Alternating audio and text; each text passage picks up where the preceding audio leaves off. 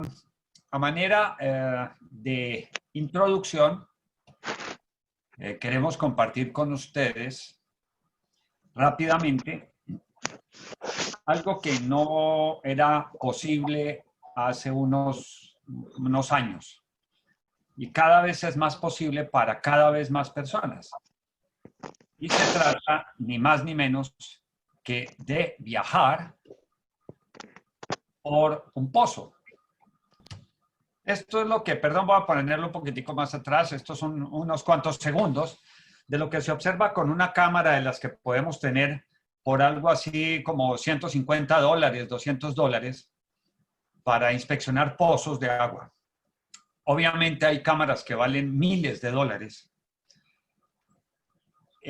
La cámara que nosotros hemos utilizado realmente es hecha por estudiantes de electrónica técnica.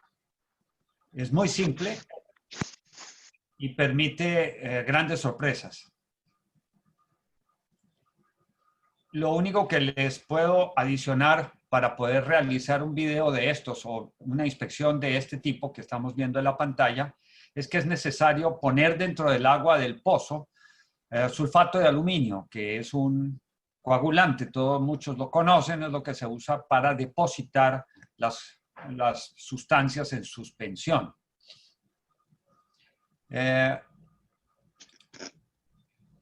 Voy entonces a compartir, después de este pequeño viaje,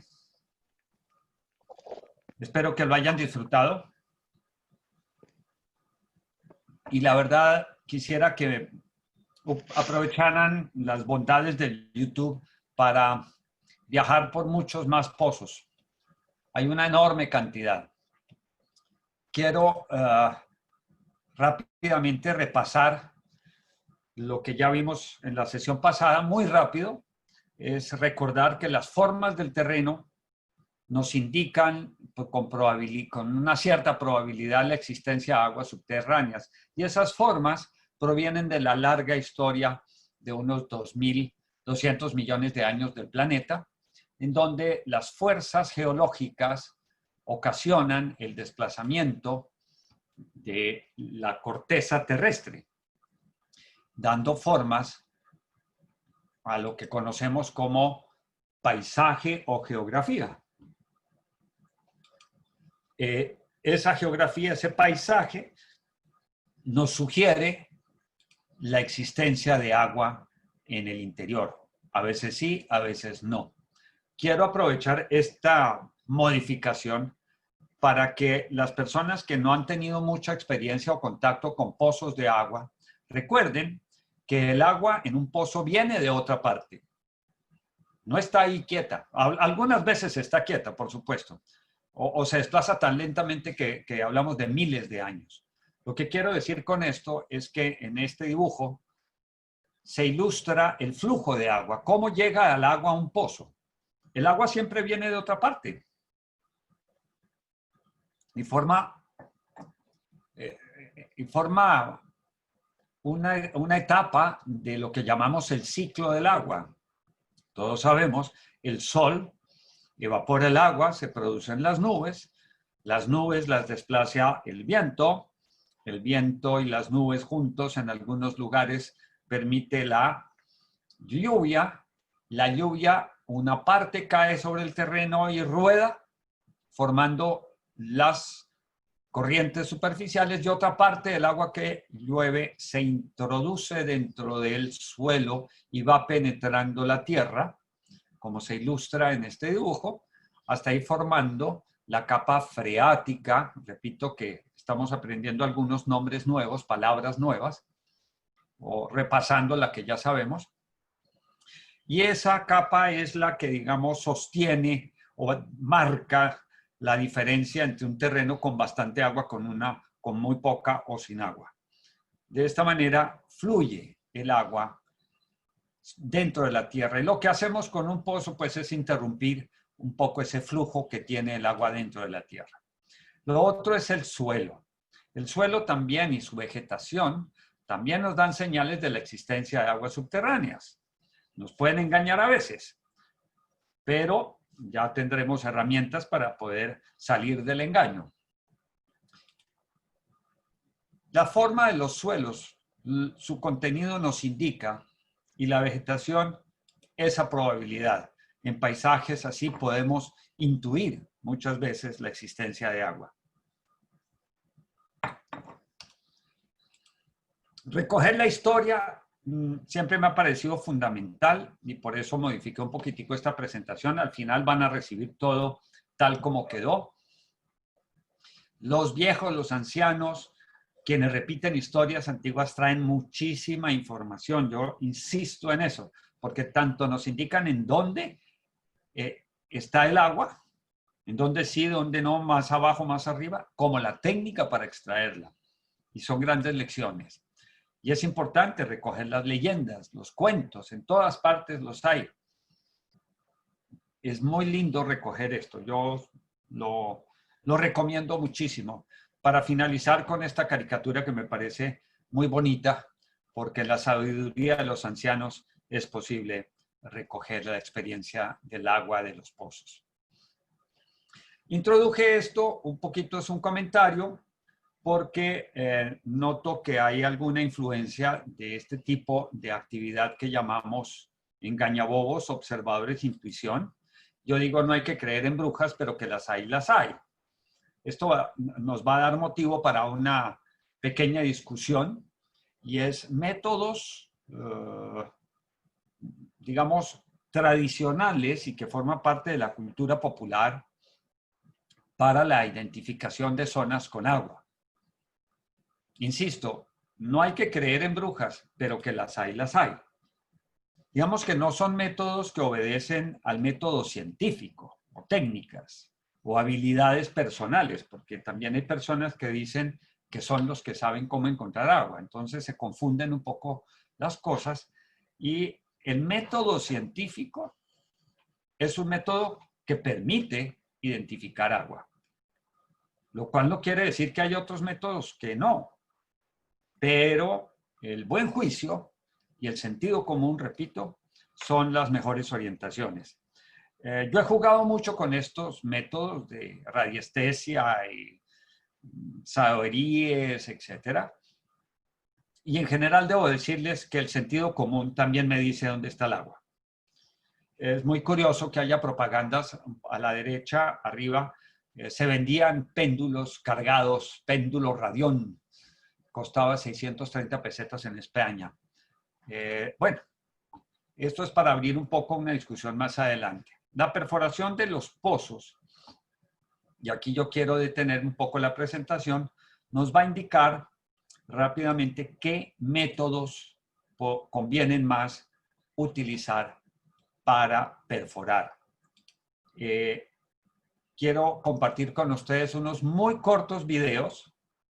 El método que muchos conocen, que conocemos desde siempre, meterse entre el hueco y empezar a trabajar. Quiero destacar en esta imagen rápida el uso de los anillos de cemento como método, sobre todo para proteger la vida del perforador, de quien está en el fondo. En más de un caso ha habido de accidentes porque las paredes del pozo a partir de cierta profundidad han fallado y se derrumba el pozo enterrando o lesionando, matando a la persona que está trabajando dentro. Por eso es altamente conveniente utilizar anillos, por lo menos en terrenos en donde es muy deleznable, donde hay roca suelta, arenas ya, donde hay roca volcánica y otro tipo de formaciones duras, pues no es tan indispensable el uso de los anillos, que finalmente sostienen las paredes del pozo durante su vida y al principio, durante la perforación, pues permiten proteger la vida del artista que está allá debajo. Observen, es un pozo relativamente profundo. La cañería azul se va utilizando para inyectar aire. El siguiente video es un método de perforación muy utilizado en ciertas zonas. que es el método de percusión, donde a mano se puede hacer también con un motor que haga el movimiento de subir y bajar, en un malacate. Se va extrayendo material poco a poco que se llena, que se extrae. Aquí vamos a ver cómo lo van a sacar.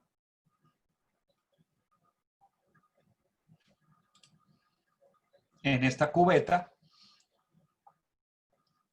que tiene en la parte inferior del tubo una pequeña válvula de retención. Es una especie de cheque que se hace con un pedazo de caucho y unos tornillos de forma muy sencilla. Y poco a poco, a punto de golpe, se va rompiendo la roca, se va soltando la arena, se van soltando los materiales que están dentro y lentamente se va descendiendo poco a poco. Dependiendo de las características del suelo, pues entonces se perfora más rápido o más lentamente. Lo conozco en operación en África y allá les rinde mucho cuando los terrenos son blandos. Pero a veces cuando hay roca, también el asunto se vuelve muy útil. En este siguiente lo que quiero mostrarles es simplemente otro método, que es el método de perforación en Nicaragua, que los compañeros de Nicaragua pueden dar fe de ellos. Y aquí está la voz de un conocido de muchos, que es Henk Holzlacht, de Azofenix, mucho tiempo. Perdón.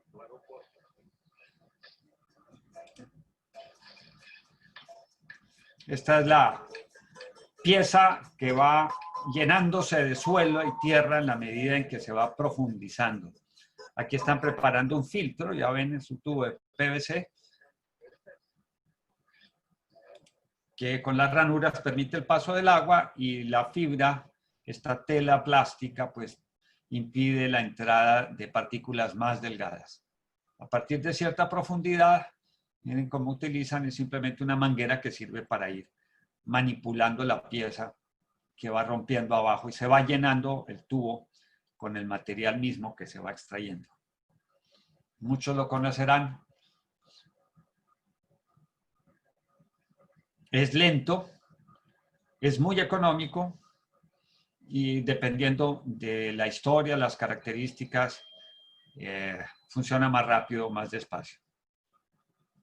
Los que estén interesados, ahí van a quedar los links para que puedan ver más información de este tipo.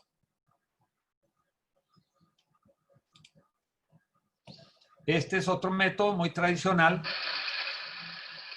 con la máquina perforadora rotatoria, en donde un motor hace girar el tubo con una broca en la punta, y este conjunto de motor y broca sube y baja por medio de esos tubos y un malacate para ir perforando. Una bomba de agua inyecta a través de una pieza estática, que lo llaman swivel por acá, que permite que gire, y se introduce agua que va prácticamente perforando una parte y extrayendo el material.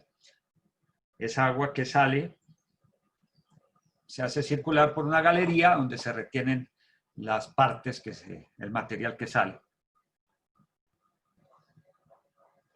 Como pueden ver, entonces, los métodos de perforación de pozos obedecen a la historia que uno recoja en la región, si la hay. Si no la hay, pues ya toma uno otras decisiones. Estudia el suelo, puede conseguir información geológica, hidrogeológica en departamentos y oficinas de los estados, y uno puede arriesgarse a perforar. Como quien dice, hay métodos como en botica, para cada gusto. ¿Cuál es la clave en general? Que hay arena. La arena es la que permite la circulación de agua en los pozos, lo vimos ayer. Aquí quiero con ustedes compartir un asunto que es el más complicado de lo que es la perforación. Cuando tenemos capas freáticas en zonas más bien planas o en formas cóncavas, digamos que el agua que casi se descubre sola, con mirar las formas, la geomorfología, con mirar la vegetación en los suelos, la edafología, hablando con la gente, se descubre fácilmente. Pero cuando hay una zona de rocas, el asunto se complica. porque la roca no permite muchas veces, cierto tipo de rocas sobre todo no son impermeables, son tan apretadas que la cantidad de agua que permite pasar es muy poca por la roca misma. Sin embargo, entre las grietas que siempre existen o generalmente existen entre las rocas en el subsuelo, por esas grietas puede circular el agua. Y es cuando tenemos los manantiales al salir a la superficie. Pero es agua que sale de un manantial proveniente de la roca, viene desde otra parte también. Y aquí, discúlpenme, también quiero compartir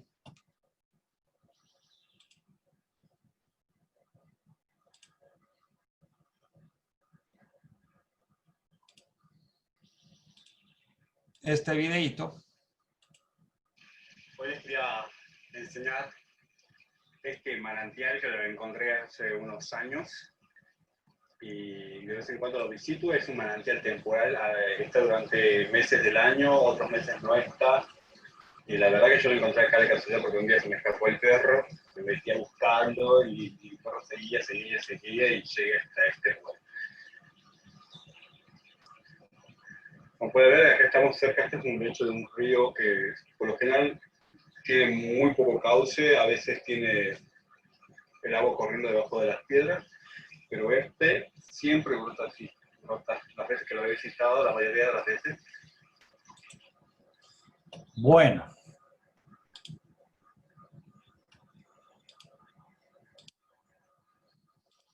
Esos manantiales tan comunes para muchos son el tesoro cuando no han salido a la superficie. Quiere decir, entre las grietas de la roca es posible encontrar agua. En muchas partes es así, solo que es, digamos, un pequeño río entre las rocas. De ahí que se dificulte muchas veces obtener agua subterránea en terrenos rocosos, porque no hay propiamente un acuífero, sino un pequeño río, una quebrada entre las rocas. De hecho, perforar la roca va a ser difícil, mucho más difícil que perforar sobre terrenos suaves relativamente. Por eso a veces es necesario equipos de perforación muy potentes, con mucha capacidad para taladrar la roca. Quienes han viajado por carreteras con túneles, por lo menos aquí en Colombia y aquí por Villavicencio, los que vienen de Bogotá a Villavicencio pasan por una serie de túneles en donde llueve permanentemente dentro de los túneles, sea verano, sea época seca o sea época de lluvias. En época de lluvias llueve más también, pero en época seca sigue saliendo agua que viene por entre las grietas de la roca de largos túneles. Tenemos en la cordillera de los Andes, en todas partes, a lo largo de toda la cordillera, numerosas zonas caracterizadas por rocas, entre cuyas grietas circula grandes cantidades de agua. Ese es un reto para los perforadores, porque no siempre los estudios geoeléctricos permiten identificar con precisión en dónde está la grieta por donde está pasando agua.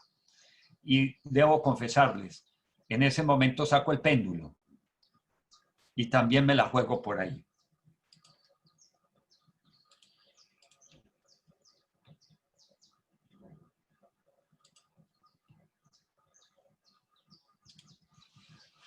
Repito, esta es la parte más difícil de hacer pozos, cuando se encuentra uno con una zona rocosa. El pequeño video que les compartí, como ustedes notan, está a la orilla de un río y se ve que el material es lo que llamamos cantos rodados, piedras redondeadas por la acción de la circulación del agua durante muchos años. Luego, no es difícil pensar que hubiese manantiales como el que nuestro amigo argentino encuentra en ese momento porque se le perdió su perro. Estar atentos a los manantiales indica probabilidad de encontrar el agua más arriba, que viene corriendo. Este del caudal ya lo vemos. Vamos a hacer ahora un ejercicio más detallado para utilizar esta ecuación, que les ruego al favor la tengan siempre como una herramienta de trabajo, como una cinta métrica, como una wincha, es una ecuación que, en mi opinión, debería tener todo el que está interesado en trabajar en pozos de agua o sistemas de bombeo o centrales hidroeléctricas, lo que quieran. Es una ecuación que es como un comodín de una baraja. Sirve para mucho y es muy útil. Así de simple, no la complico para que sea una fórmula muy sencilla. Y aquí venimos y les ruego el favor de centrar su atención en el concepto del aforo de un pozo. Aforar el pozo quiere decir medir la cantidad de agua que es capaz de producir.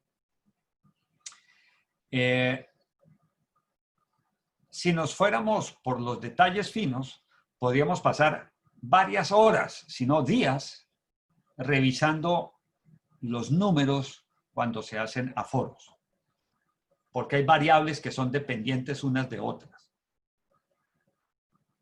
¿Esto qué quiere decir? Variables dependientes. Con esta ecuación que ya todos conocemos, que está acá y la voy a mencionar, la señalo con el cursor.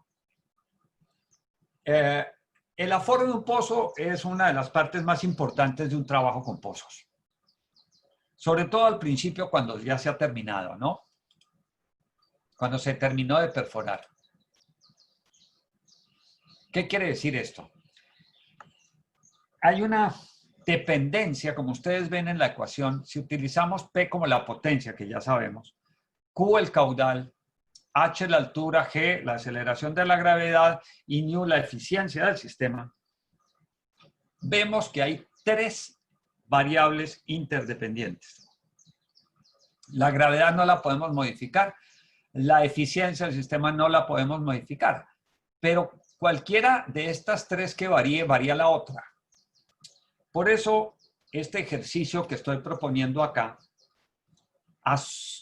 sabemos que no lo podemos cambiar, como dice acá, la gravedad no, pero suponemos, podemos hacer la suposición. Ese es un problema siempre de la pedagogía de las matemáticas y de la física. Hay que suponer, de hecho hay que decir una mentira para creer que lo que uno va a decir es verdad.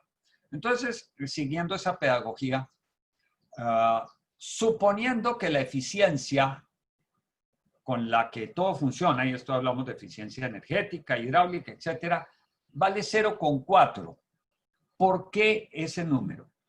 Muy rápidamente es porque la eficiencia de una bomba, en promedio, con su motor eléctrico, suponiendo, puede estar alrededor entre el 60 y el 70%. Pero además hay ineficiencia hidráulica, es decir, al agua le cuesta trabajo pasar por entre los tubos. Como quien dice, el agua que va contra las paredes del tubo, así sea muy liso, se va frenando. Entonces es necesario pensar que no es tan fácil hacer pasar el agua por un tubo. Uno ve que pasa fácil, pero si uno se pone a detallar la cosa, eso le cuesta trabajo al agua pasar por los tubos. Eso quiere decir que en alguna parte se pierde potencia. Por eso la eficiencia total es de 0,4. Repito, es la ineficiencia del sistema de la bomba y el motor, más la dificultad que tiene el agua para pasar por entre los tubos, los accesorios, la válvula, la llave, la unión, los codos, etc. Eso hace que la eficiencia baje aún más. Entonces, suponiendo que esa eficiencia estaría por el 0,4 y suponiendo que la bomba tiene una potencia de 300 vatios constantes, vamos a hacer este ejercicio. Cuando el agua está quieta y no se está bombeando, es posible, digamos, encontrar que la altura desde donde se encuentra el agua hasta donde la vamos a bombear es de 45 metros. Repito, la altura del agua dentro del pozo sin que se esté bombeando. Cuando terminamos el pozo, metimos la bomba, pero nos aguantamos las ganas de encender la bomba para que salga agua. Esa es el nivel estático o altura estática, que es desde el suelo hasta la superficie del agua. Estoy señalándolo con el cursor, desde la superficie del suelo hasta la superficie del agua dentro del pozo sin que se bombee. Pero lo que tiene que trabajar la bomba es desde la superficie del agua hasta la superficie del agua donde se va a descargar, que es la parte superior del tanque. Hasta allá tiene que hacer subir el agua la bomba. Esta señora le toca empujar el agua desde esta superficie hasta esta superficie. Luego la altura total es, supongamos, 45 metros. Ahora, le decimos a la señora bomba que gracias al señor Sol, porque supongamos que es una bomba solar, encendemos la bomba y empieza a bombear. Como tenemos una sonda para estar midiendo la profundidad, nos damos cuenta que al empezar a bombear, el agua dentro del pozo empieza a bajar su nivel. Voy señalándolo con el cursor. Lentamente empieza a bajar, bajar, bajar. Y la sonda nos permite ir midiendo cuánto va bajando. Cuánto va bajando, va bajando, va bajando. Y de repente llega un punto en donde no baja más. Sigue bombeando, pero el agua, la profundidad del agua dentro del pozo no baja más. ¿Esto qué quiere decir? Que llegó a su nivel dinámico de extracción. Para eso hemos tenido que tomar el tiempo. Cuando empezamos a medir la altura o profundidad del agua en su nivel freático, empezamos con el reloj en cero. Empieza a bombear, bombear, a descender el nivel, descender el nivel.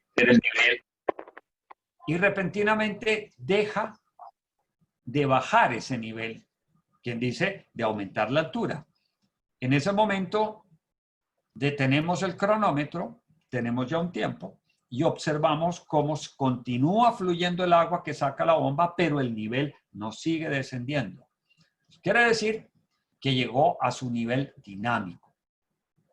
¿Qué está pasando? Pues que a través de las paredes del pozo y del fondo del pozo está ingresando el agua, tanta agua como la bomba puede sacar. Y esa agua es la que permite producir o entregar ese acuífero. Aquí tenemos un problema práctico y técnico. Espero que con Michelle hayan podido tener las herramientas para clarificar qué pasa. Aquí hemos supuesto que la potencia de la bomba es constante, que es 300 vatios. En verdad, la bomba va a tener que hacer más fuerza para sacar el agua desde más abajo. Luego va a tener que, para producir el mismo caudal, utilizar más potencia. Ahí es donde entonces se complica, mejor dicho, se nos enreda el asunto, porque el caudal que empieza a producir cuando está en el nivel estático, pues es un caudal. Pero a medida que disminuye, aumenta la altura de bombeo, disminuye la profundidad del pozo, aumenta la profundidad en el pozo, también disminuye un poco el caudal. Tendría que tener, recuerden, la potencia de la bomba constante. No les voy a complicar mucho, pero esto nunca es constante. Esto va a ir variando, y más si es solar. Pero les decía en la sesión pasada que de alguna manera que sean solar, las bombas tienen la ventaja que para poder bombear, pues ella va a utilizar lo que el sol provea, que son 4,5, 5 horas y media diarias de sol. Después se suspende el bombeo y el pozo recupera su nivel freático, lo cual es una gran ventaja. Siendo así las cosas, la altura del nivel, desde el nivel estático, digamos, supongamos, es de 45 metros. Cuando se detuvo, porque ya se mantiene el nivel dinámico, bajó 4 metros más.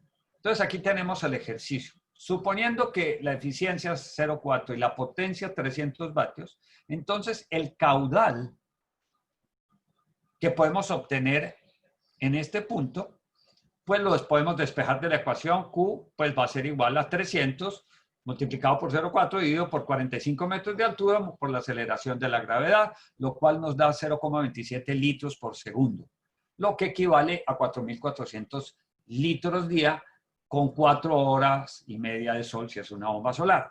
Pero ¿qué pasa? Aquí la verdad nos la dice el balde y el reloj. Y vamos a comparar las cifras que nos da esta ecuacióncita con la realidad del balde y el reloj.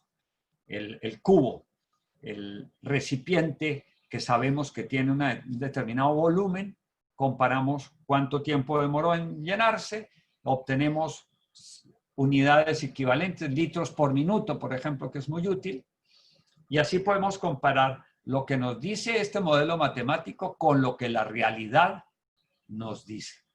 La realidad es el balde y el reloj. Y lo mismo tenemos que hacer cuando la bomba continúe bombeando, pero el nivel se mantenga estático abajo, no siga aumentando la profundidad. Eso quiere decir, repito, se llegó al nivel dinámico, donde se iguala la cantidad de agua que entra al pozo con la que bombea la bomba. En ese caso, digamos, suponiendo que fueron 4 metros más de profundidad, hacemos las cuentas y esto nos da 0,25 litros por segundo, haciendo el mismo cálculo, reemplazando aquí 45 por 49, nos da 15 litros por minuto, lo que equivale a, perdón, aquí me equivoqué, aquí son 4.000 litros por 4.000 litros, se disminuye un poco. Discúlpeme, voy a corregirlo en forma inmediata. Los que estén de acuerdo, corríjanme. Hagan los numeritos. Da aproximadamente 4.000 litros por día, suponiendo 4 horas y media de sol. De esta manera nosotros podemos aforar un pozo. Repito, que la verdad nos la da el balde y el reloj. Y estos números nos permiten ver qué tanto este modelo matemático nos ayuda o nos confunde. Lo que es importante en el aforo es determinar, medir el nivel estático, empezar a bombear, hasta donde el nivel se mantenga. Cuando ya se continúa bombeando, pero el nivel se mantiene, quiere decir se llegó al nivel dinámico y ahí volvemos y medimos el caudal. Nuestro caudal útil siempre va a ser el caudal del nivel dinámico. Siempre. Ese es el que, digamos, podríamos confiar más. ¿Aló? ¿Durante cuánto tiempo hay que hacer la evaluación para saber cuál es el nivel dinámico? Hombre, uno tiene que estar pendiente con la sonda. Nosotros utilizamos una sonda que flota sobre el nivel del agua, es decir, un flotador que pesa un poquito. Y la cuerda uno va viendo que va bajando, y de pronto deja de bajar. La bomba continúa y el tiempo depende de las características del acuífero. No hay un tiempo determinado. Lo tienen que descubrir ustedes. ¿Me explico? Porque el suelo es distinto aquí que a 2 kilómetros. Entonces, el asunto es que ustedes tienen que tener la sonda siempre metida dentro del pozo para aforar y determinar el nivel freático, ¿no? Entonces, la pregunta del tiempo, no hay tiempo. Digo, hay tiempo, pero eso depende de cada pozo. Muchas variables. Es variable dependiendo del sitio. ¿Sí? Del aforo de agua. O sea, la cantidad de agua que pueda soltar el pozo. El pozo va a estar, la bomba va a estar sacando agua y en la medida en que saca, desde que está en ceros, o sea, desde que está apagada la bomba, el flotador que está sobre la superficie del agua en el pozo empieza a bajar y uno lo va llevando con la cuerdita para abajo, porque la bomba está sacándole agua al pozo. Y llega un momento en que la cuerdita no baja más y sigue saliendo agua que está sacando la bomba. Eso quiere decir ya no bajó más, se estableció el nivel dinámico dentro del pozo. Y ahí es cuando tenemos que medir con el balde y el reloj cuánta agua está sacando la bomba, porque ya llegó a la profundidad en donde es estable, se estabiliza la entrada de agua al pozo. Sí, Mauricio, buenas tardes. Buenas. Trato de entender, bueno, la dinámica anterior con una bomba de agua que puede ser, con una bomba de solar que puede ser igual que una bomba eléctrica, ¿no? Sin embargo, tal vez lo que me ha pasado en algunos casos, cuando la bomba es demasiado potente y claro, me vacía de una sola el pozo, ¿cómo puedo en ese caso definir justamente el aforo de este pozo? ¿Cómo calculo el tema de la potencia que tiene esta bomba para lanzarme el agua afuera y tal vez no me vacíe el pozo de una antes que me permita hacer algún tipo de cálculo? Pues mira, yo te diría que un primer ejercicio sería tomar el tiempo en que la bomba seca el pozo. Y simultáneamente al estar tomando el tiempo, o sea, se arranca la bomba y arranca el cronómetro, pero al mismo tiempo se debe tener una manera de medir el caudal que está sacando la bomba, o sea, el aforo que produce esa bomba, para medir el caudal que saca hasta cuando se seca el pozo. ¿Sí? Porque vas a estar sacando litros por segundo y con el reloj sacas segundos. Segundos y segundos se anulan en la ecuación y vas a tener caudal, que son metros cúbicos o litros. Esto quiere decir que alguien tiene que reducir la potencia de la bomba o mejorar las condiciones del pozo. Si el pozo te seca, perdón, si la bomba seca el pozo, es porque al pozo no le entra suficiente agua o la bomba es muy grande para el agua que le entra. Tienes dos opciones. O reduces el tamaño de la potencia de la bomba o aumentas la capacidad del aforo del pozo. ¿Cómo se aumenta un pozo? Hombre, lamentablemente es difícil. Lo hemos hecho, pero generalmente es perforar más profundamente. Otras veces ocurre que hay pozos que están muy sucios, que son pozos viejos, o pozos relativamente nuevos, pero que no tienen bien los filtros y se taponan, se colapsan, se llenan de material y se tapan los filtros. Pues el filtro, finalmente, un filtro es un filtro. Los filtros tienden a taparse. Cualquier filtro tiende a llenarse de las partículas más grandes que no pasan. Alrededor se forma como un tapón. Entonces, si es un pozo más bien viejo, que se conoce de su historia o se conoce más o menos la historia, hay algunas técnicas para destapar los filtros, los veremos a continuación.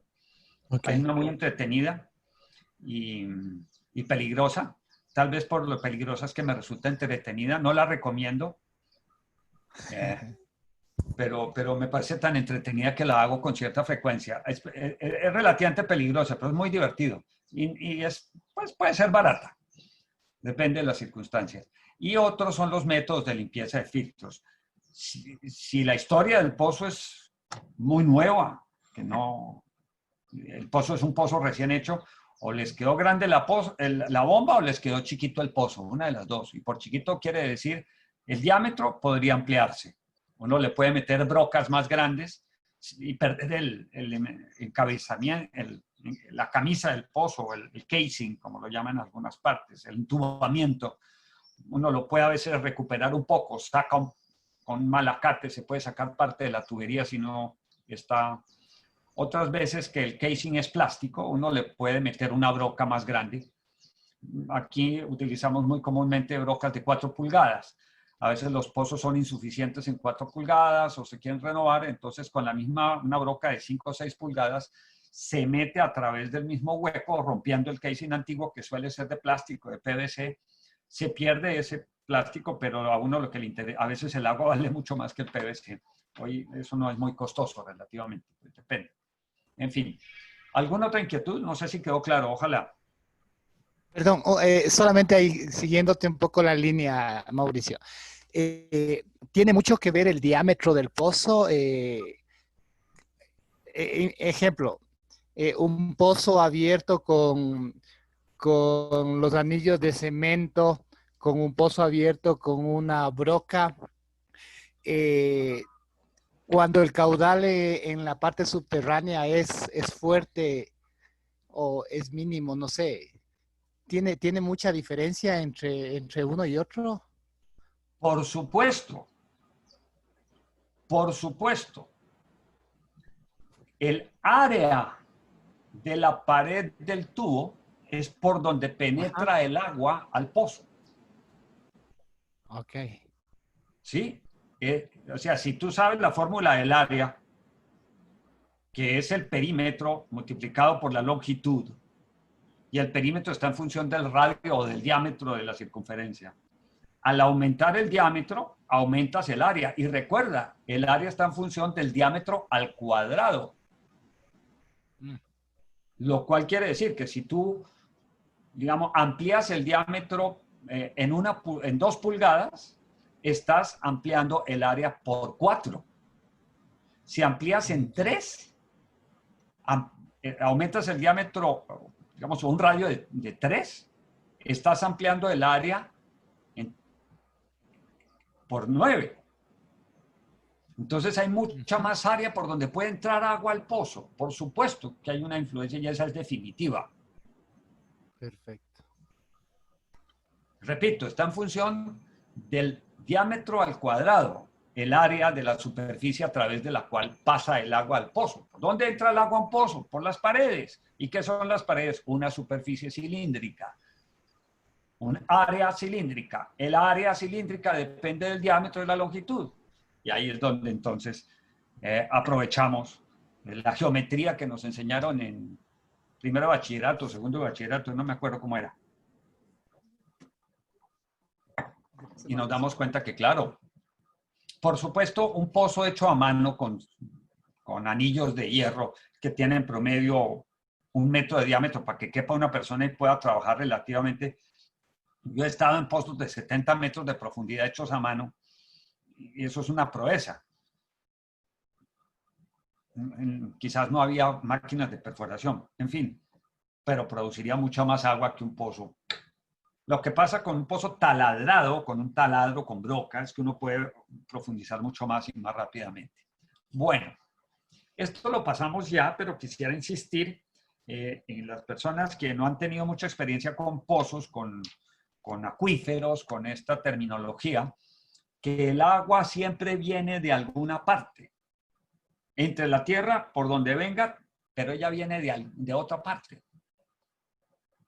Este dibujito que está abajo a la derecha nos indica que viene de alguna parte y se puede contaminar. ¿Sí?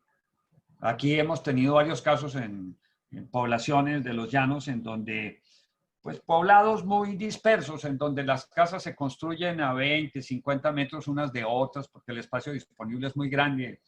Es una zona relativamente despoblada, entonces pues hay espacios grandes para poder construir. Y los poblados hacen sus casas a 50, 70, 80 metros y cada casa tiene su pozo séptico y tiene un pozo para agua. Terminan tomando orines, como dicen ellos mismos. Y esto ha sido materia de salubridad muy grave. Hemos tenido que hacer alcantarillados y mejorar las cuestiones porque pozo séptico, letrina y a los 20, 30 metros pozo para agua. Ay, Dios mío, ahí es grave. Bueno, el catálogo de problemas que les mencionaba empieza en primer lugar por las arenas finas, los impalpables y el polvo. Ellos son una maravilla para destruir bombas. buenísima la arena fina, los impalpables o el polvo, así está entre el agua, se llama polvo a veces. Es una herramienta excelente para acabar con los sellos mecánicos de las bombas. Las más finas también, las bombas muy finas también sufren por el mismo mal cuando aparecen arenas muy finas, impalpables, porque se pasa a través de los filtros, ¿no? Es difícil, es un tema muy complicado, pero se puede trabajar. Lo otro son la existencia de sales, hierro, calcio, nitrógenos, sal, azufre, arsénico, boro, que decía Rafa. Y estos son materia también de tratamiento de estas aguas. Las veremos un poco más adelante. No se sorprendan si algún día se encuentran con que el pozo colapsó.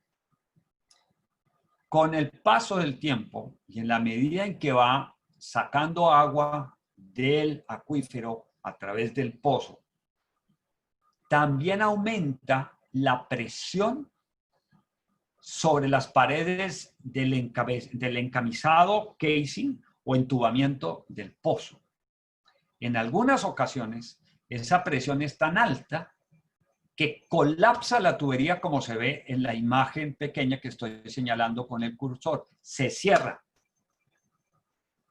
Eso nos ha ocurrido en varias ocasiones. Se van formando, digamos, pequeñas cavernas alrededor del tubo porque el agua va sacando arenita, esa arenita va saliendo con la bomba, a veces va dañando la bomba, pero como sigue trabajando, esa arena que se va filtrando, que se va pasando a través de la bomba, viene de alguna parte. Eso se le desprendió a algo que estaba dentro de la tierra y ahí ya queda solo agua. Se van formando pequeñas cavernas, espacios llenos de agua que repentinamente llegan a ser grandes y de un día para otro se derrumban a 30, 40, 50, 20 metros de profundidad y colapsan la tubería que le da soporte a las paredes. En varias ocasiones nos ha sucedido en zonas arenosas o limosas. Esto nos ha pasado y se pierde el pozo. Realmente en ese momento el pozo se perdió. No es de extrañarse, son fenómenos de la naturaleza. La soberbia humana nos tiene que... pues tenemos que dejar la soberbia humana y decir, sí, la naturaleza nos gana. Así como un derrumbe, un terremoto o una descarga eléctrica son fuerzas muy superiores a toda la buena voluntad que le podamos poner. El colapso de pozos en nuestra región de los llanos no es infrecuente, porque las formaciones en las que trabajamos son muy ricas en arenas y arenas a veces finas. En zonas más rocosas, en zonas con material más grueso, gravilla o grava, la probabilidad de estos colapsos es menor, porque son estructuras físicas que se ayudan unas con otras. Digamos que son piedras más duras que no se las lleva el agua al pozo. Entonces, son menos frecuentes los colapsos. Y en zonas de roca o con bastante roca y grava, casi nunca se dan los colapsos de pozos. O son muy difícil que ocurra o a veces imposible. Si es roca, pues puede ocurrir un deslizamiento geológico, lo que llaman un pequeño terremoto o un movimiento entre fallas que hace que colapse el casing. Y ocurren los taponamientos. Los taponamientos ocurren generalmente por accidentes. Que se le cayó la cuerda con la que estaba tratando de limpiar, sacar, que se le cayó la herramienta, que se cayó la bomba y pasan otras cosas. Es normal que esto suceda. Quienes estén iniciándose, prepárense, que siempre puede haber esta posibilidad. Y quienes ya tienen experiencia, pues espero que no hayan perdido cosas muy valiosas dentro del pozo. La fotografía de este elemento a la derecha, ¿qué se me hizo? ¿Por qué es esa? Aquí está. Es un intento de pescadero. Esto es como un anzuelo para pescar bombas. Tratamos de darle vueltas para que se enrosque y logre capturar lo que se ha caído. A veces se cae tubería y eso complica la vida el dueño del pozo, la comunidad, todo el mundo se preocupa, vale plata, toma tiempo y cuando la fuente de agua es por pozo y no hay otras alternativas en la zona, se pone mucho entusiasmo, mucha gana y hasta mucha plata para poder vencer el taponamiento de un pozo. Hemos, no sé, a lo largo de estos años, no menos de 150, 160 taponamientos. Hemos luchado con ellos muchas veces por las cosas más absurdas del mundo, ¿no? Pero aquí todo es posible. Las imágenes espero que ilustren estas realidades. Nosotros tuvimos que meter una cámara para encontrar 80 metros de cuerda que se cayó dentro del pozo, lo taponó y las fibras de la cuerda fueron succionadas por la bomba. Y al final se dañó la bomba. Y al final del cuento tocó sacar todo y esto fue una semana de dolores de cabeza. Sí, el caudalímetro es parte de la instalación de un pozo, cuando es comunitario sobre todo y si no también. Es muy bueno tener a mano siempre un caudalímetro para estar midiendo cuánta agua pasó por ahí. Estoy totalmente de acuerdo con eso. El mantenimiento preventivo, ojalá nunca correctivo, depende de las características del pozo.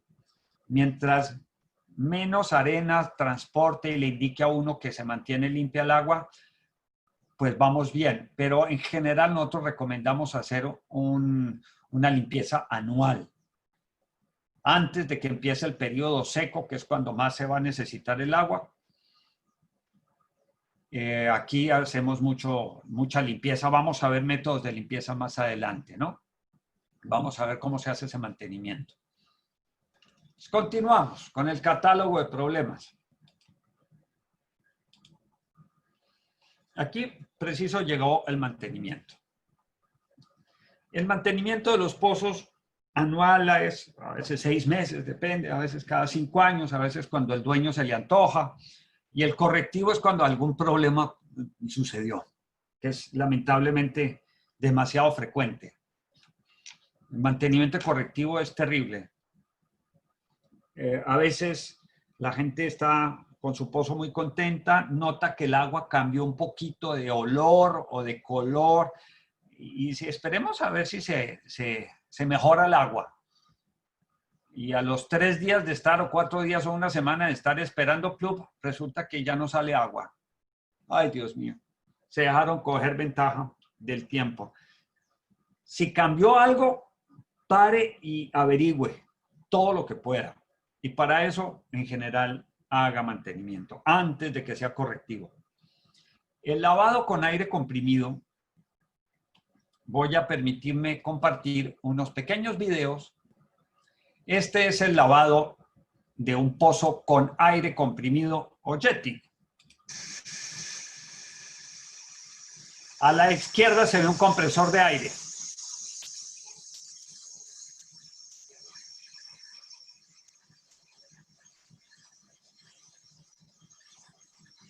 Eso lo hacemos aquí en Los Llanos con un compresor más o menos grandecito para poder hacer saltar bien el pozo y lavar.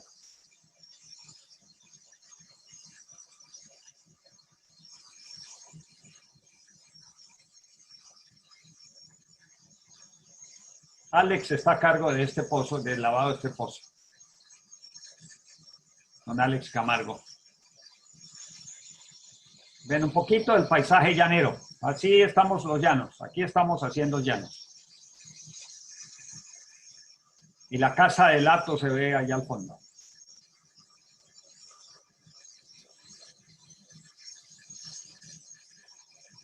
El agua se hace saltar hasta que sale clarita.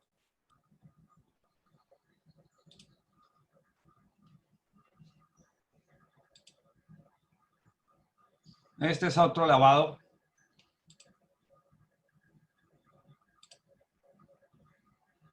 Se pone una manguera que va a llevar el aire comprimido al fondo del pozo.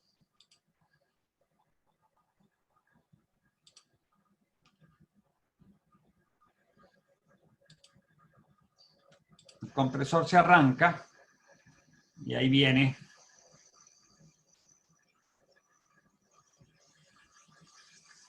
Para evitar que eso suceda, si se fijan en lo que pasó ahí, nosotros utilizamos tubería lastrada, no manguera solamente, sino tubería lastrada. Observen cómo sale de sucia el agua, es el lodo que se ha depositado en el fondo.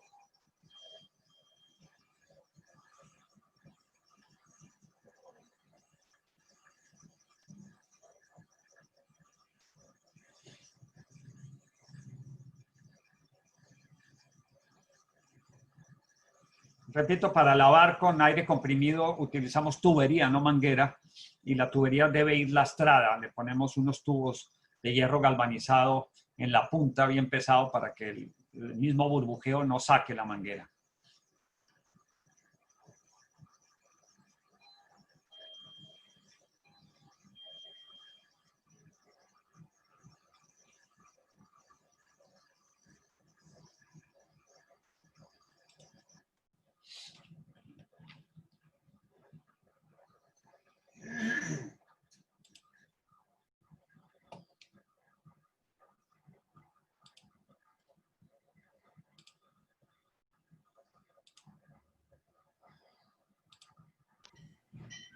Mauricio, buenas tardes. Buenas tardes. Mauricio, una pregunta. ¿Ahí hay alguna aplicación de algún producto químico tipo sulfato de aluminio o algo que haga precipitar un poquito toda esa materia orgánica que hay ahí No, suspendida?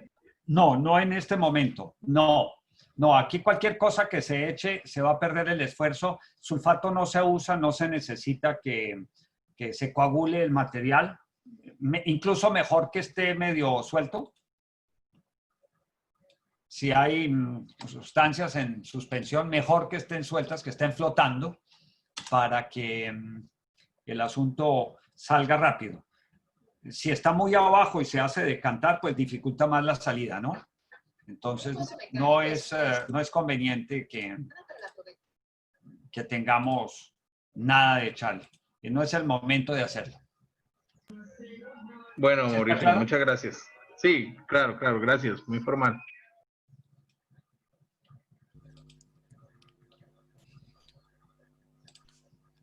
¿Esto de la presentación? Sí, una consulta. ¿Esta técnica hasta qué profundidad es eficiente? Mientras más profunda, más eficiente. Ok.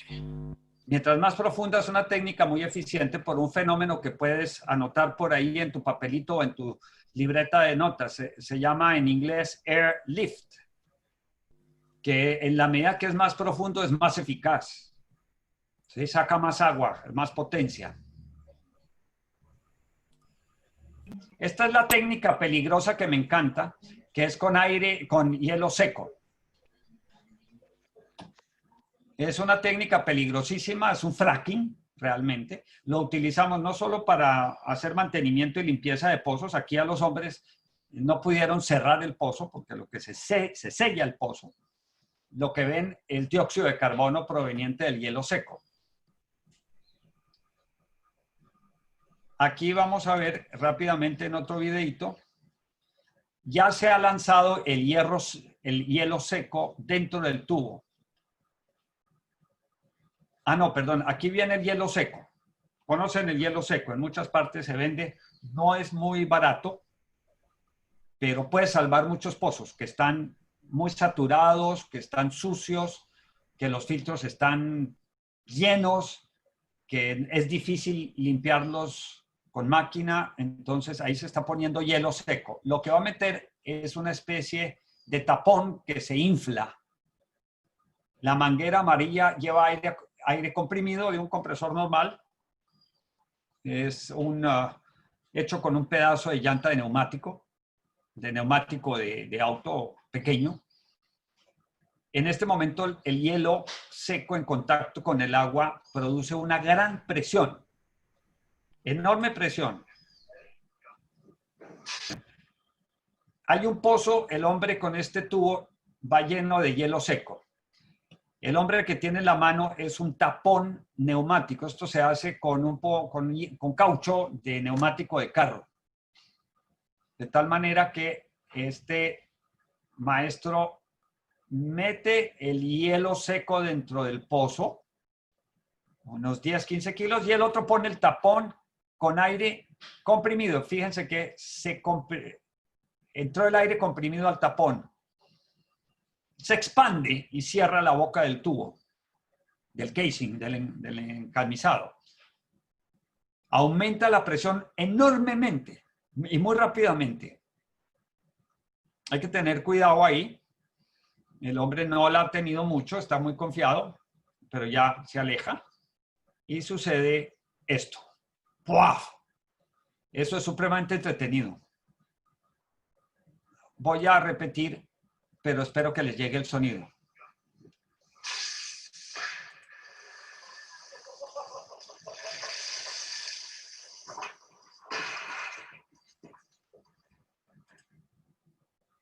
Repito, no lo recomiendo, pero es una técnica que salva pozos viejos, pozos que están sobresaturados de arena en los filtros. Es un fracking. Hay que saberlo hacer. Pero repito, nos ha sacado de muchas dificultades. Lo hemos utilizado unas 40 veces y por eso lo traigo en la presentación con el lavado con hielo seco y le pongo la advertencia peligro de explosión. Repito, las presiones son altísimas.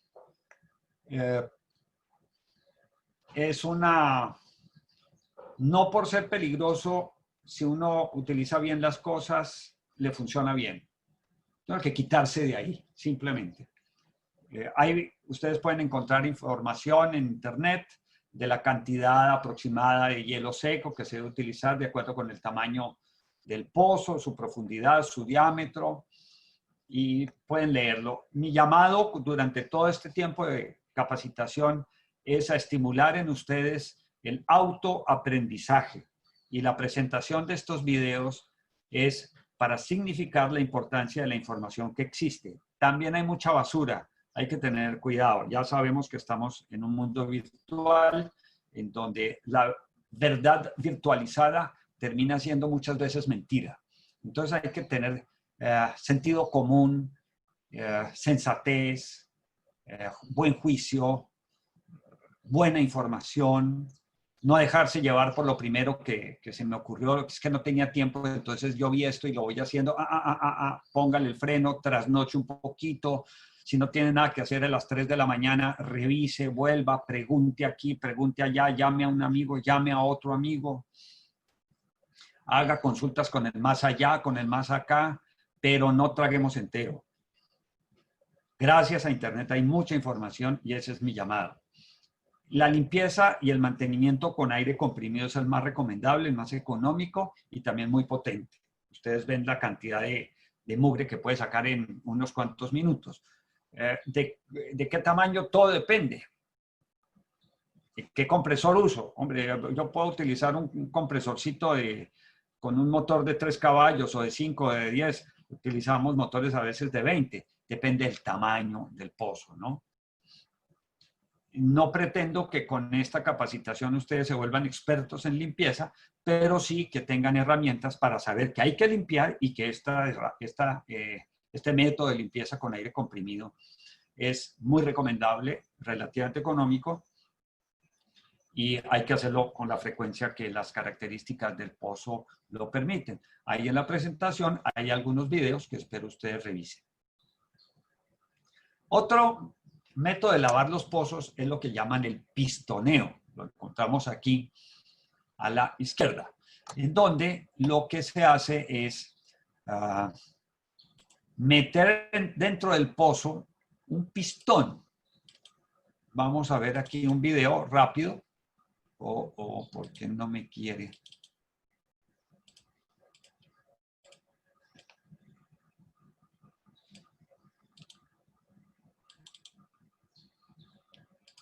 Ya, perdón, me voy adelantando.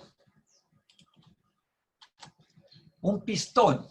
¿Qué pasa? Ese pistón va en una tubería muy gruesa, pesada, digo yo, se le pone bastante peso para que se sumerja dentro del agua del pozo muy rápidamente, presionando hacia afuera del casing o encamisado el agua que está tratando de entrar al pozo. ¿Me explico? El pistón que es pesado porque es un pistón con un tubo grueso por encima, hace que se sumerja el pistón dentro del agua del pozo, expulsando el agua que está tratando de entrar al pozo. Esto se debe hacer cuando el nivel es el dinámico, si no va a ser muy difícil.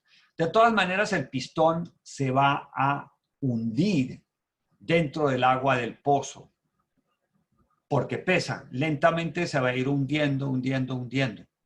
Así no hagamos nada, se va a ir hundiendo. Y lo que quiero compartir, dicen que una imagen vale más que 1000 palabras, entonces espero que esto que voy a compartir lo diga todo en una sola imagen.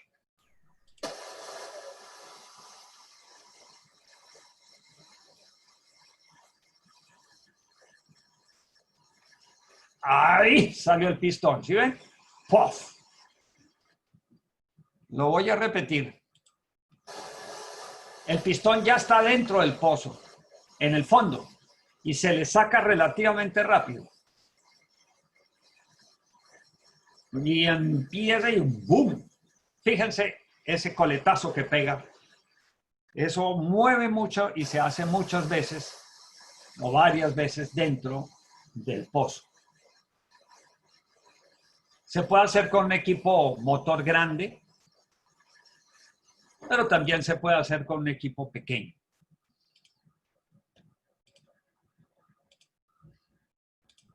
Ese es el pistoneo. Se hace descender y se saca varias veces el pistón. Lo otro son los cepillos. Estos cepillos están hechos generalmente no con fibras metálicas porque pueden producir muchos problemas, son muy fuertes, sino con fibras naturales, como un cepillo de los antiguos, con cerdas o sintéticas o naturales, preferiblemente naturales, porque algunas de estas fibras de los cepillos se van a tender a enredar en las ranuras de los sellos. Entonces a veces se pierden algunas cerdas de los cepillos y es preferible que se pudran y se salgan a que se queden atoradas por ahí durante mucho tiempo. Generalmente se usan con equipos rotativos, que se le da vueltas al taladro con el cepillo en la punta. Se pueden imaginar cuál es el efecto que desprende mucho de la capa que se va formando en el encamisado, el casing del pozo, así como se desprenden y empujan las partículas que están retenidas en los filtros. Y digo los o el filtro, dependiendo de lo que haya dentro del pozo. En el caso del primer método, que es con aire comprimido, tenemos que introducir una tubería nueva, ¿verdad? Sí, es la tubería de limpieza. Ya, de acuerdo. Se saca todo. Primero hay que sacar tubería, bomba, etcétera. Se deja el pozo vacío, se desnuda el pozo, como decimos, y luego se introduce una tubería que uno lleva especialmente para lavar el pozo. Luego de lavado el pozo se reintroduce la bomba y la tubería correspondiente. Alguien habló de la desinfección en algún momento. Claro, hay que desinfectar los pozos. ¿Y por qué hay que desinfectarlos? Porque muchas veces pasa lo que está escrito ahí. Hay contaminación bacteriana. ¿Y por qué se puede contaminar el agua de un pozo? Hombre, generalmente porque le cayó una culebra, se metió una iguana, se escondió un gato, algo cayó al pozo. ¿Por qué iba a caer algo dentro del pozo? Hombre, porque se le olvidó ponerle la tapa a alguien, porque se la quitó una borrasca o un vendaval, porque hay 1000 razones por las cuales alguien le quitó la tapa a un pozo. todos los pozos deben tener tapa. Eso es como una declaración de confianza en la honradez universal. La verdad es que hay muchos pozos que quedan sin tapa o mal tapados. Y por esa razón, generalmente se contamina un pozo.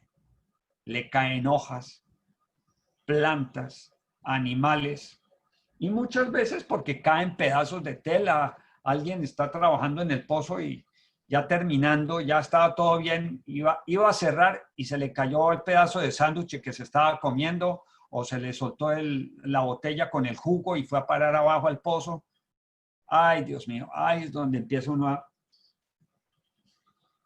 a sufrir, porque eso que caiga, que es orgánico, va a producir contaminación bacteriana.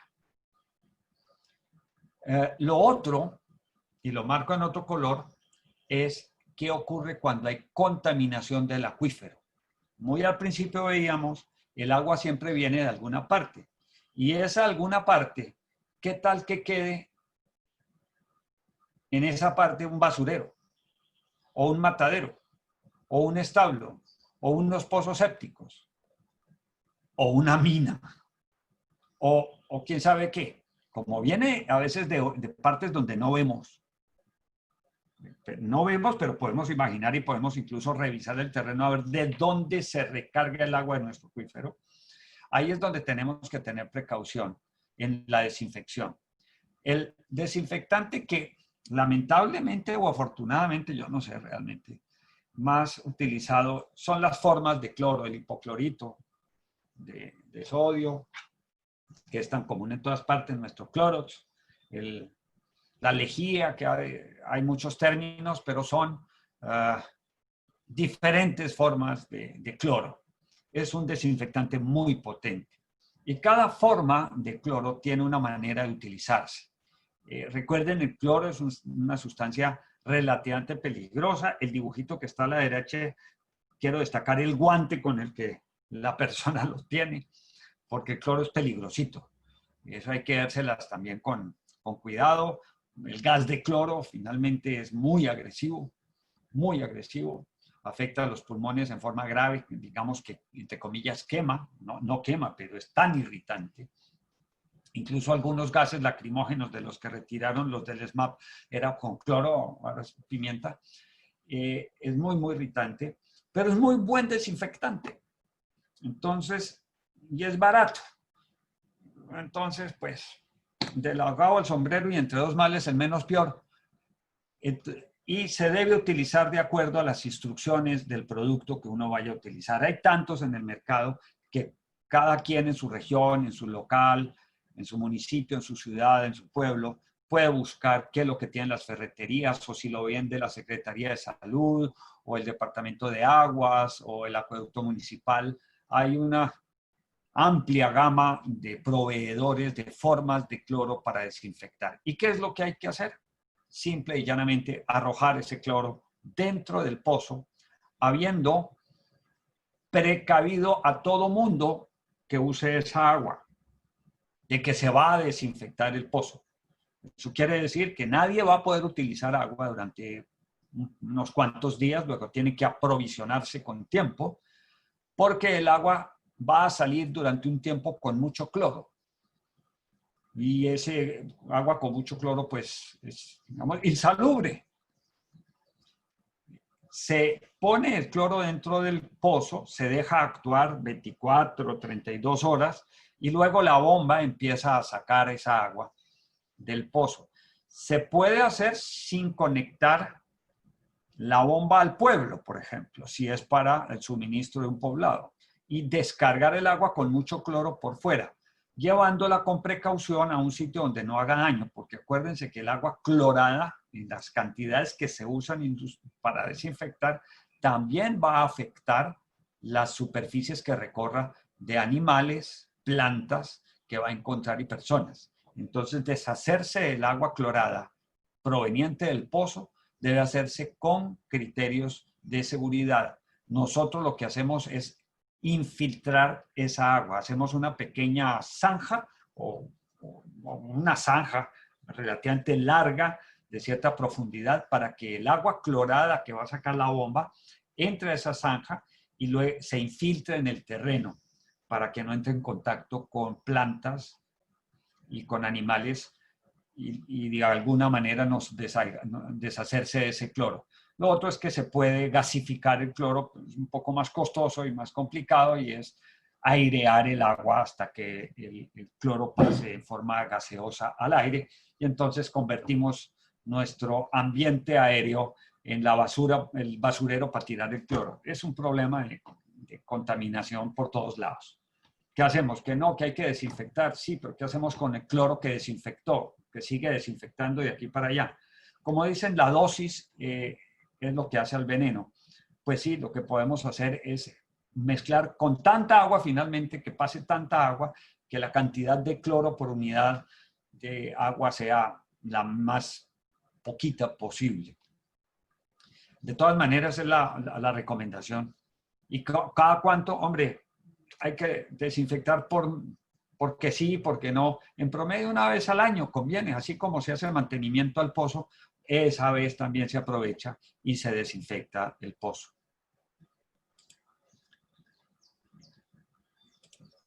Una pregunta, si mandamos si tenemos de antemano hecho una piscina de oxidación. Ah, está bien. Si tienes una piscina de oxidación, ¿el cloro en la piscina de oxidación de aguas de alcantarillado? Pregunto. No, o sea, se hace una piscina como para criar peces. Por decir, tocaría hacer una piscina de 10 por 20, por 2 metros de profundidad.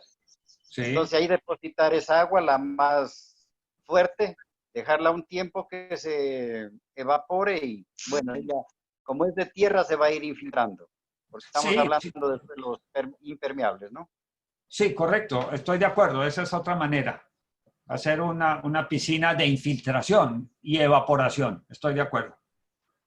Y después, pues, de esa piscina, para no perder trabajo, pues, no sé, si hablamos de los llanos, podríamos sembrar, yo que sé, arroz, o después de que ya el cloro haya cumplido su etapa de eliminación, hablemos así.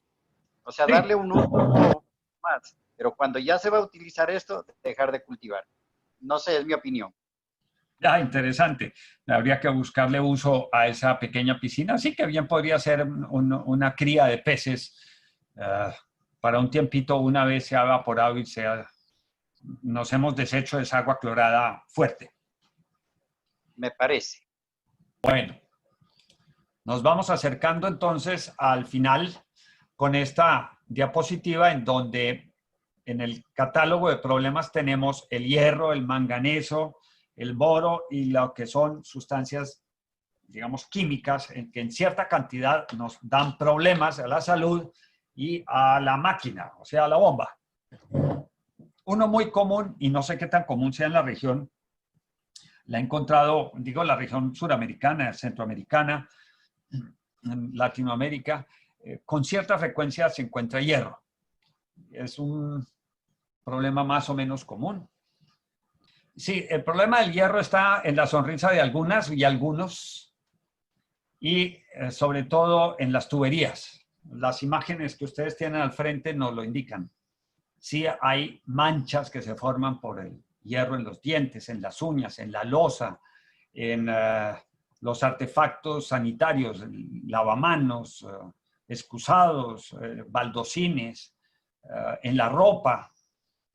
En muchos objetos empiezan a mancharse con el color característico del óxido de hierro.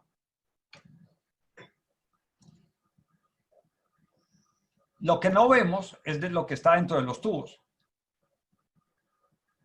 Podemos ver unas sábanas manchadas, pero generalmente no vemos la obstrucción que va produciendo los depósitos de hierro dentro de las tuberías.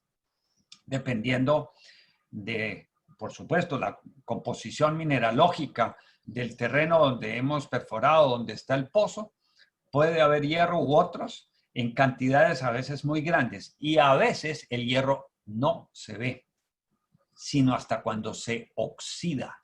Es decir, entra en contacto con el oxígeno del aire. Cuando está dentro de las tuberías, dentro del pozo, el agua subterránea, las aguas freáticas, de las que tanto hemos hablado, generalmente son muy pobres en oxígeno.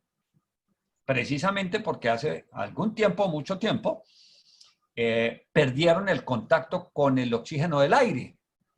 Llovió, la gotica de la lluvia cayó, se infiltró y empezó a circular por entre los pequeños espacios que va dejando el suelo, las piedras, las rocas, las arenas, pero en la medida que esa gotica avanza, va perdiendo oxígeno libre, o sea, el ion del oxígeno.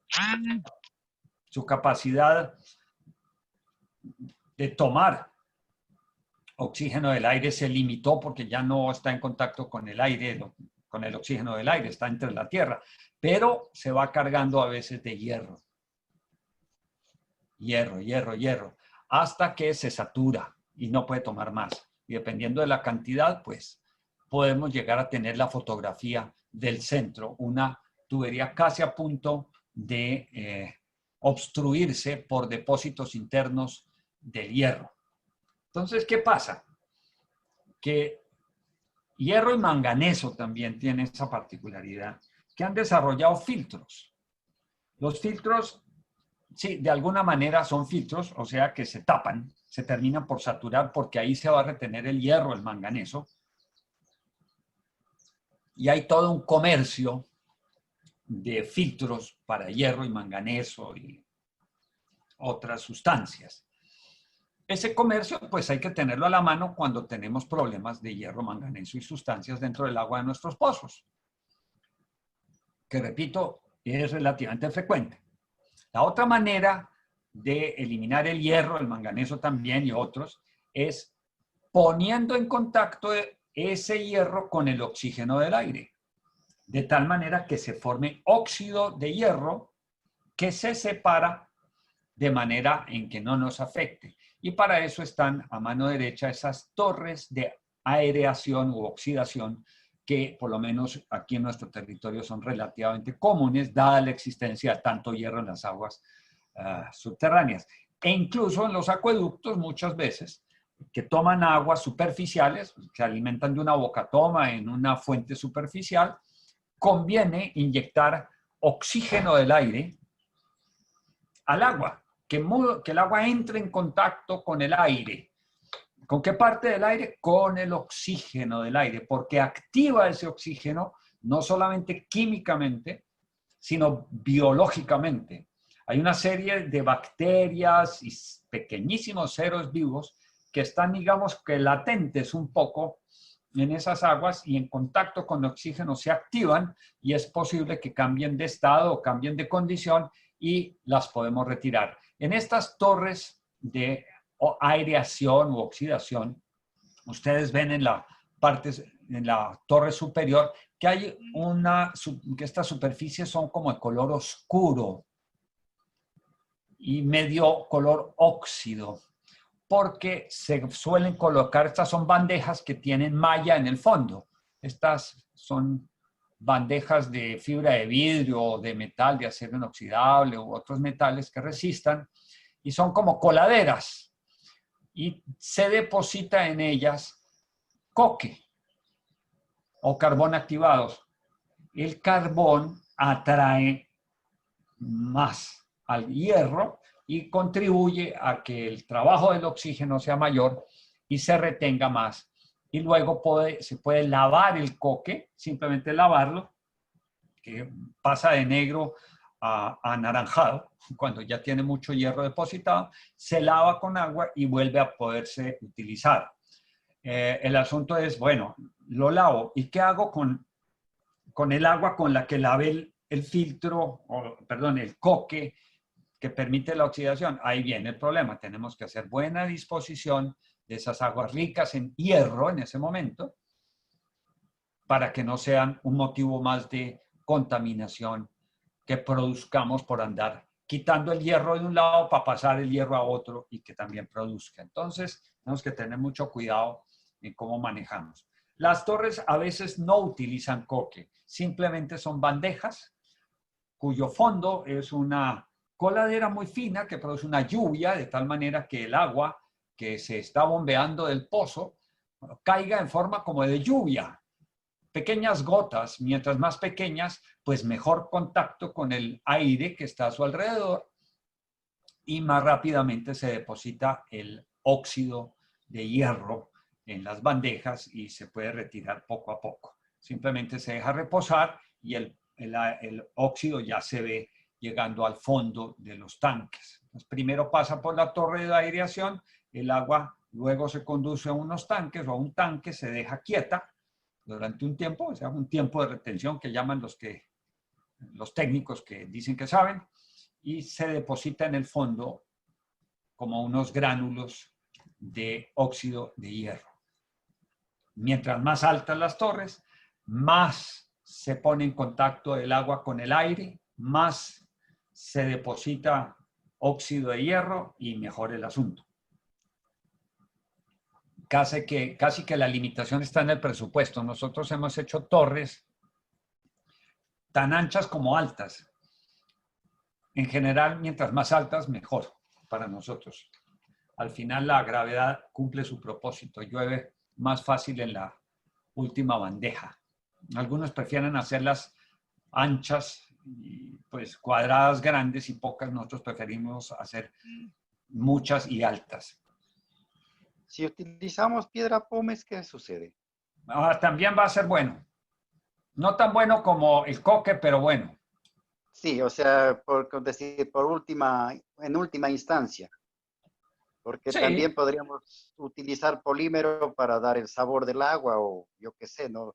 Hay un montón de cosas, pero en este caso estamos tratando de optimizar. Pero se me ocurre ahorita la piedra pómez que en algunos lugares es posible conseguir, en otros también se vuelve difícil, ¿no? Pero el carbón de coque es lo más común y lo más necesario. Sí es bueno tener una porción para reponer porque a lo que se lava se pierde una buena cantidad. Sí, correcto, yo estoy de acuerdo.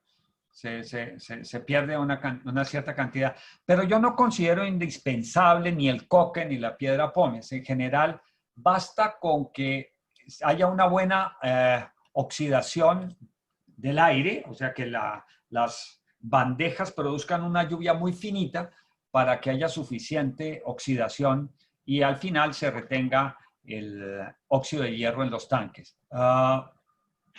Dice Juan Carlos que en caso de presencia de coliformes fecales en el agua, ¿hasta qué número de colonias de coliformes es efectivo? Carambas, esa vaina sí se llama pura bioquímica y de eso me ganó gol, no sé. Yo lo único que haría es que le tomo muestra al agua, se la llevo al laboratorista, allá díganme, allá en la universidad, hombre, ¿hay coliformes fecales? Si los hay, tenemos problemas graves de contaminación en el pozo y no debería haber. O sea, ese pozo quedó colocado en un lugar mal hecho o están depositando excrementos o basuras en la zona de recarga del pozo y nos están llegando coliformes al agua del pozo. Afortunadamente, el suelo, la tierra, tiene una capacidad de filtración muy grande y actúa como filtro natural y muchos coliformes nunca van a llegar a un pozo, siempre y cuando la distancia sea suficiente. Ustedes en todos los manuales de agua potable ven que hay que poner la letrina mínimo a tantos metros de un pozo de agua. Eso es una ley, porque la gravedad de la salud hay que mantenerla, ¿no? En esta partecita, si me permites, yo creo que según algún momento tuve un trabajo de esos, 6 coliformes es hasta saludable que exista en el sistema, pero hay pozos, hay fuentes de agua que no toman, comen, ¿no? Porque se encuentra 60, 80 coliformes por muestra, entonces... hasta no toman, sino comen. Sí. Hay que echarles un poquito de ají para que sepa bueno, entonces. Sí, eso para que... Sí, yo a veces no hablo, es por lo que no quiero interrumpir, pero te comento es lo que me pasó a mí, ¿no? No, estamos para comentar. Creo que llegamos, Ya. ya nos faltan 10 minutos para terminar y quisiera, si es posible, un poco más de interacción. Realmente la soledad de esta cuadrícula que tengo al frente me hace sentir terriblemente triste y sé que estamos un montón de gente que es entusiasta del agua, que vivimos con el agua, gracias al agua y por el agua en nuestras comunidades y me parece muy, muy, muy importante que tengamos un tiempo de intercambio y ya me callo yo. Ya, entonces yo te agradezco. Entonces, de vez en cuando yo voy a actuar así con 2 minutos o 1 minuto para algunas experiencias que se ha tenido en el camino de la vida, ¿no? Entonces, es interesante. Okay. Aquí me pregunta Michelle, ¿se deposita el hierro también en tubería? Sí. En Sí. PVC y en HDPE sí hay depósitos de hierro. Hasta en las bandejas de purificación de ventilación se acumula. Eso Sí. toca lavar en cada... No, depende de la zona. Sí, el hierro depende de la zona y de la cantidad de hierro que tengamos. No se puede decir el mantenimiento es cada 6 meses, cada año, Sí. sino que cada vez que sea necesario. Sí. Hay veces que ha tocado hacerlo cada 2 meses en ciertas zonas, ¿no? Que nos ha coincidido. Ya, Totalmente eso ya... de acuerdo. Totalmente de acuerdo y discúlpame porque tenemos, Nilo, que tener conciencia que aquí no hay unas reglas fijas. Aquí lo que importa son criterios sólidos para tomar buenas decisiones y actuar. Aquí tenemos que tener observación permanente, sentido común, capacidad de interpretar señales, detalles que son muy importantes. Por eso el mantenimiento hay que hacerlo cuando hay que hacerlo, no tiene que ser cada 6 meses porque alguien lo dijo. ¿Usted qué está haciendo para determinar el tiempo de mantenimiento? Observe. Lo que hacemos con una capacitación es estimular la información, la búsqueda de información, la autocapacitación y yo les pido el favor, observen, miren con los ojos de la inteligencia, al tiempo, todo, chuparse el mundo. Manuel Membrillo nos pregunta desde Cajamarca que cuál es la concentración de cloro recomendada. Repito, ya lo dije, eso depende del producto que estés utilizando. En la etiqueta del producto está la forma de utilizarlo.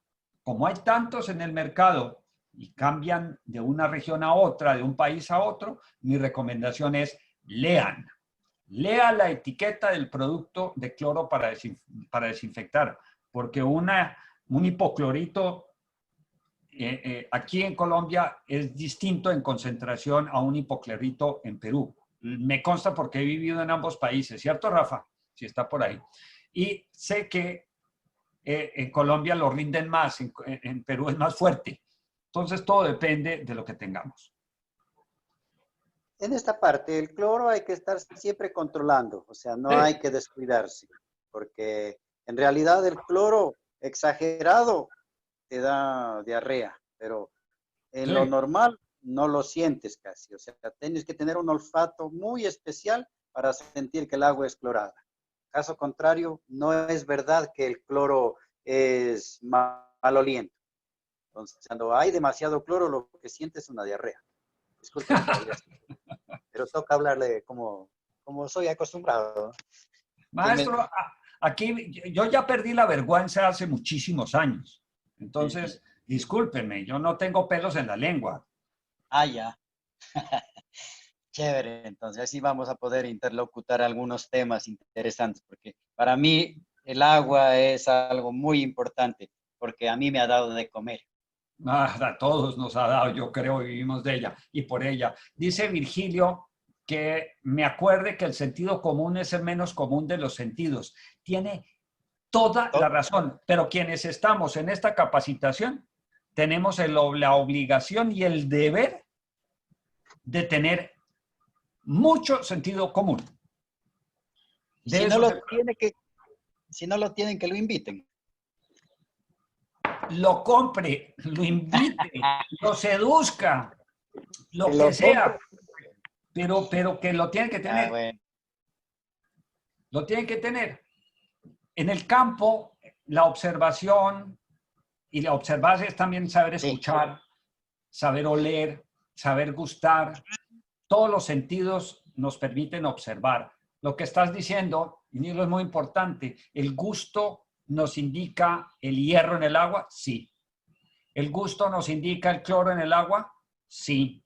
¿El gusto nos indica contaminación biológica en el agua? Sí. ¿Está oliendo a podrido o huele a azufre? Eso es observar. Observar no es solamente mirar. Observar es estar con todos los sentidos y con un sentido que al principio de la presentación no quise molestar mucho, pero yo creo que por acá está. Bien. Las últimas dos palabras son observadores e intuición.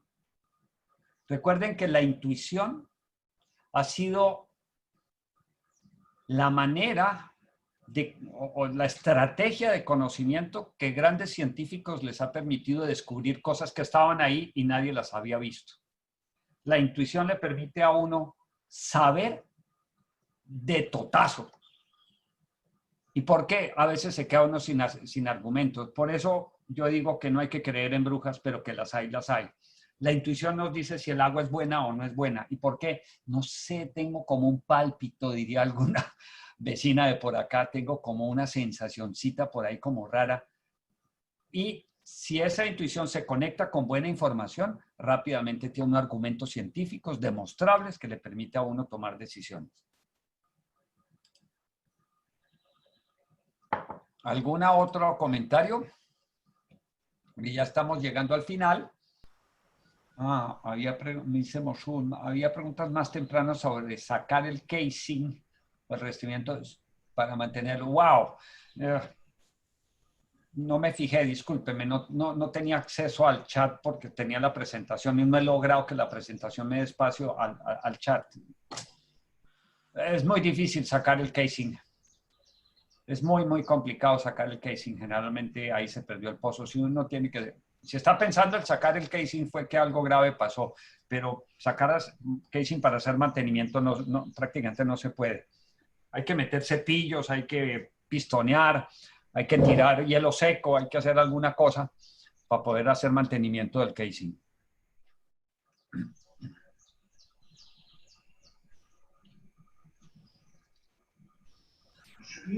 Mauricio, creo que la pregunta es que si con el aire a presión podía sacar el casing del pozo. Creo que esa es la orientación. No, el casing nunca va a salir por el aire a presión porque se está presionando contra las paredes. El casing sí es plástico, el PVC incluso cede un poco y se aprieta más contra las paredes del hueco en donde está metido el casing. ¿Me explico? ¿Sí está claro eso? Póngase a soplar una bomba de caucho. La bomba se le infla. Si mete la bomba entre un tubo, por más que sople, más se le aprieta. Por eso se puede hacer lo del hielo seco. En el momento de la explosión, del reventonazo, el casing se estira por dentro un poco y se aprieta más contra las paredes. Incluso se puede partir. Si es de PVC delgadito, se revienta por dentro. Es un fracking, realmente. ¡Pum! En vez de utilizar dinamita, utilizamos hielo seco. Sí, si se llega a sacar el casing, se derrumba el pozo. Claro, Michelle. Sí. Ya sí, se desarma el pozo. Eso no se puede. Yo lo he hecho en pozos pequeños, en donde no son más de 6, 7 metros. Y para poder manejar perforación por percusión. Pero no más de 6 metros. Ya después de 6 metros, ya 6 metros es un lío. Más de 6 metros no es posible.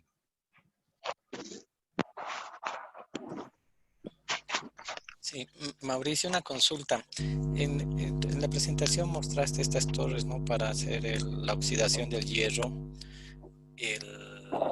del agua, ¿no? La consulta va referida a qué pasa con la bomba, ¿no?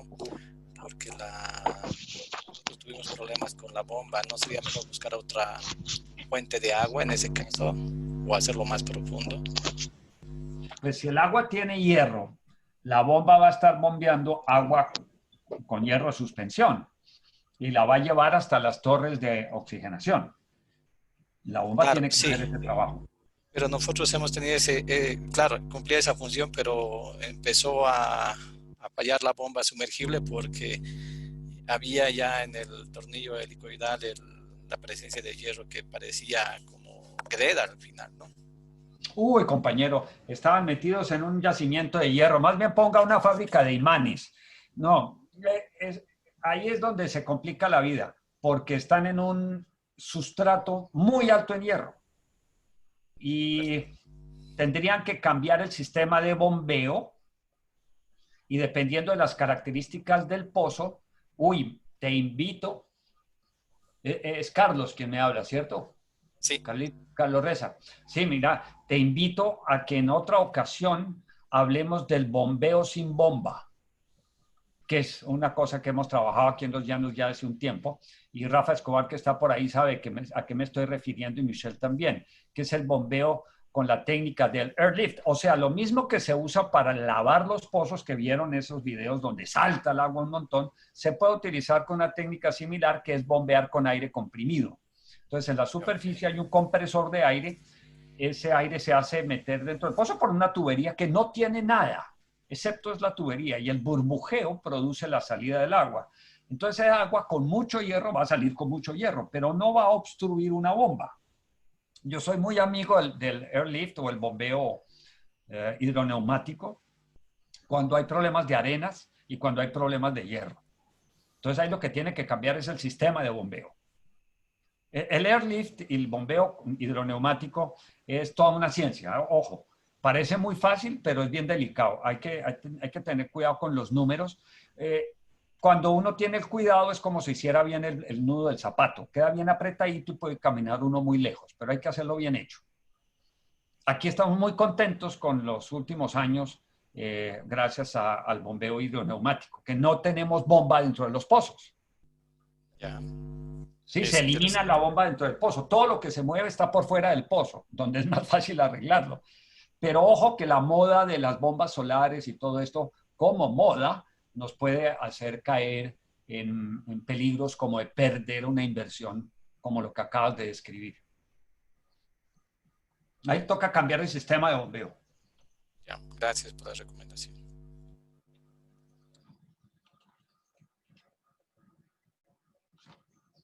¿Quién da más? Mauricio. Yo. Habla Ciro. Hablando de brujas, de creencias, de intuiciones, ¿qué experiencia tenés o hay otros que están en la reunión con este tema de la Mireya Hilo de la radiestesia? Hablando de para buscar agua, medir, supuestamente calculan el caudal que puede dar un pozo, incluso hasta la calidad del agua. Sí, mira, repito la frase que está en la diapositiva, no hay que creer en brujas, pero que las hay, las hay. Eso quiere decir que hay que tomar el asunto completamente con pinzas. Es muy delicado porque yo no te puedo asegurar que quienes trabajan con radiestesia no descubran agua. Sí, a veces, sobre todo, he tenido una experiencia impresionante en una zona de pura roca, donde la única posibilidad de encontrar agua subterránea era a través de unas grietas profundas, como vimos al principio, porque ahí no hay un acuífero confinado, no hay un acuífero propiamente, es pura roca. Entonces la única posibilidad es encontrar una grieta por donde esté circulando agua. Y ahí vimos fenómenos radiestésicos, si es que esa palabra quiere decir algo. Es la única vez, pero me dejó pues con la cara de bobo que tengo, porque desde ese momento para acá yo digo que no hay que creer en brujas, pero que las hay, las hay. No sé si me permites, porque los Dale, sistemas dale. el agua que está bajo la tierra está como venas, como en el cuerpo humano. Hay partes que hay venas, hay corrientes más gruesas, delgadas, más fuertes. En unas va llevando por hecho porque pasa por fuentes minerales va llevando ese mineral. Entonces, es importante, aquí sí me disculpan, la ciencia tiene bastante que ver, porque hay personal especializado que detecta la profundidad, la cantidad de agua y la calidad que se puede conseguir en cierta zona. A eso tengo un poco de experiencia que me pasó. Qué maravilla. Yo quiero dejar ese tema abierto a la discusión y al análisis y a ese tipo de reflexiones. Repito que mi frase predilecta es esa: no hay brujas, no hay que creer en brujas, pero que las hay, las hay. Hay que respetar esos conocimientos y mi opinión. Perdón que hable de mí más, pero yo me considero investigador. Uso herramientas de investigador de ciencia, como las matemáticas, como la información geofísica, la hidrogeología, los modelos matemáticos, el análisis estadístico y una serie de herramientas, digamos, de la ciencia dura. Y yo me considero metido ahí. Pero resulta que cuando me salgo de ahí, no tengo más remedio que aceptar que hay otros modos de conocimiento, que hay otras formas de resolución de problemas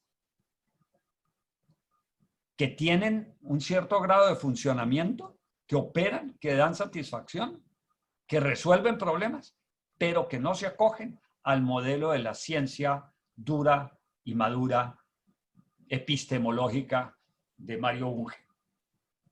Entonces, bienvenido el espacio, pero hay que poner cada cosa en su lugar y un lugar en cada cosa. Yo no mezclo una cosa con la otra. Yo le trabajaría y le dejo el espacio sencillamente a nuestros amigos con sensibilidad radiestésica, con intuición radiestésica, y ojalá se me pegara algo. Voy, perdón, a responder una pregunta de Sam. Dice, para oxidar el hierro en solución, ¿qué tal clorarlo antes de pasar por la torre y por una filtración de flujo ascendente? Eso es perfecto. El cloro va a contribuir a depositar el hierro y finalmente se va a filtrar y ese filtro se puede lavar. Eso es un método perfectamente viable. Gracias, Sam, por la pregunta. Sí, ma la consulta ahí es si el ahorro es significativo en cuanto a la altura o el tamaño del torre necesario. Es decir, si el cloro de hecho es una ayuda o si brinda cierto apoyo, pero al fin y al cabo no ahorra mucho en cuanto al torre. Yo te respondería, depende de la cantidad de hierro que esté transportando el agua. Si es como el caso que nos dice Nilo, en términos de coliformes, si el hierro es tanto que hay que cortarlo con cuchillo, pues depende. Hay cantidades de hierro. El cloro va a ser una inversión adicional, pero eso depende de la cantidad de hierro.